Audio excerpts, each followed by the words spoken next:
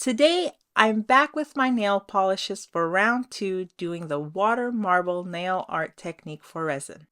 If you watched my last video, you know I ended the video by mentioning that I had another idea of how to possibly get this technique to work better, and that's what I want to do today. This time, I want to make my own silicone mold. I guess I'm going to be making a silicone sheet that I'll be casting from this lid here, and I think using the silicone sheet will help me avoid getting those air pockets I got in the edges of my mold. So let's get started, shall we?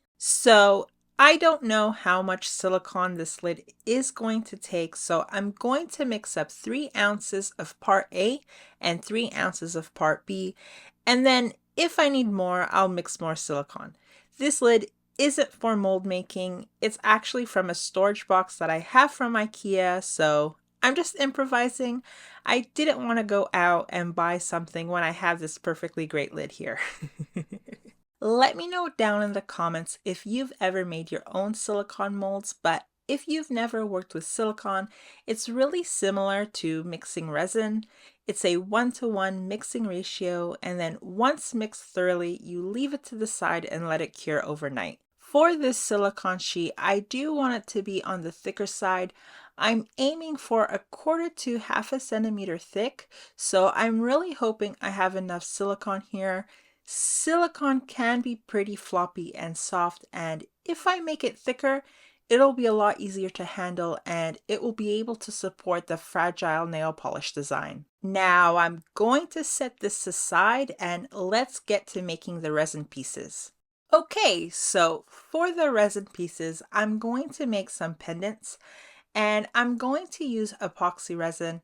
You can use UV resin, but since I'm waiting for the silicone to cure, I might as well just use epoxy since it is my favorite type of resin to work with.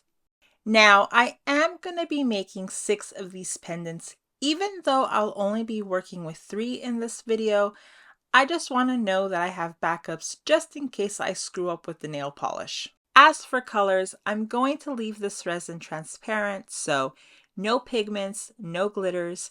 I want these pendants to be clear, that way it'll be so much easier to see the pretty designs I make with the nail polish. I'm also going to slightly overfill the cavities so that the resin has that pretty dome effect. That way I won't have to put a top coat on these later. In case you're interested in the mold, I can't remember where I bought it, but if I find it, I'll link it, or I'll definitely link a similar one down below. And I'll be back in the morning once this is all cured up. It's now the next morning, so let's demold the pendants first. Looks like we have a good casting here. I'm not seeing many air bubbles, which is really nice, but my phone is having a hard time focusing on the pendant, so I'm gonna go ahead and quickly demold the rest. Like I mentioned earlier, I'm only going to be working with 3 of these pendants in this video, so I'm going to choose the 3 that have the best dome effect and the least amount of air bubbles. Now for the silicone sheet. It might be a little tricky taking out the silicone from this lid, but I'm just going to gently pick at this corner until I get a grip on it. There. Okay, it looks good. Looks like it's a good thickness, but I'll only really know once I start dipping it into the nail polish. The next thing I have to do is cut this sheet up. Cut up the silicone. I probably shouldn't be saying sheet. And the reason why I'm cutting up the silicone is I can't dip this whole thing into the water. It's just too big, so I'm going to place the pendants on top and cut the silicone into squares, a similar size to the pendants, but cutting it slightly bigger than the pieces.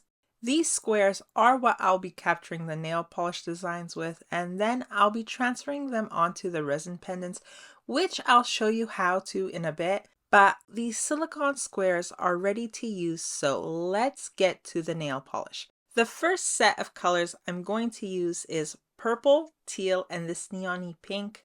If you're planning to try this, remember to open your nail polish bottles away from your water so you don't get any dried polish bits on your water. This time, I'm going to be dropping 2 drops of nail polish, then alternating between the nail polishes, dropping 2 drops of nail polish into the last drops. I think doing the 2 drops of nail polish gave the best results in my previous videos, so I'm just going to stick with that. This pink doesn't look very neon-y. It actually looks more of a pastel-y color than anything. But it's still pretty and it does look good with the purple and the teal. Now I'm gonna go in with my needle tip tool and make some pretty designs. By the way, there's no right way to make the designs. Do as you please. The important thing is that you have fun. One question I had in my previous video was, what's the temperature of the water like? And I'm using warm water, but on the cooler side. I have tried using water on the warmer side, but I didn't get good results. The nail polish didn't spread as nicely when I was doing this for my nails, but if I remember, I'll try and take the temperature of the water. Another thing to not forget is to clear the excess nail polish off your water before you pull out your mold. Again, I'm just using a Q-tip. This excess nail polish can get in the way of your design and potentially ruin it. Whoa, this looks so pretty! Yes, we have no air pockets and the whole design is fully intact. This is really promising. For my next set of colors, I'm going to go with this blue, orange, and pink. I honestly don't know why I keep choosing pink. I'm not a pink person, but hey, let's go with pink again. Again, I'm going to do the same thing I did previously with the nail polishes, and before I forget, one thing I think I will recommend is that you use the same branded nail polishes for this technique. I don't know how true this is or if it's just me, but these few times I've been doing this, I find that when I use the same branded nail polishes, they spread better. If there's someone who's watching this who is much more experienced doing this technique, please let me know, but just now, using these Sally Hansen ones, I feel that the nail polish spread perfectly. Okay, wow, just look at this one. I think I know which one's gonna be my favorite. For my final set of colors, I'm going with purple, yellow, and teal. And this teal is going to be interesting. I chose it on purpose because it has a shimmery effect to it, and I'm really curious to see if we'll be able to see it on the pendant. Be sure to let me know down below which set of colors is your favorite.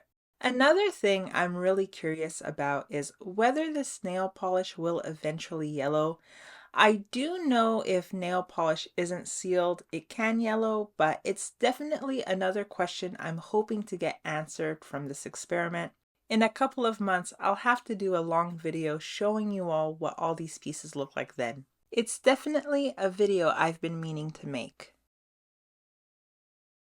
And for the final piece, yep, again, this one looks so promising and I really hope I don't screw up the transferring process because these pendants are going to look so good if I don't. Now I'm going to dab these with a Kleenex to get rid of the excess water. Remember, resin and water don't do so well together, so I have to make sure that these are fully dry. And now I can go ahead and do the next step to transfer the nail polish to these resin pendants. And the way I'm going to do that is I'm going to use some more epoxy resin. You can use UV resin, but I'm going to use epoxy, and I'm going to put a small amount on the polished design.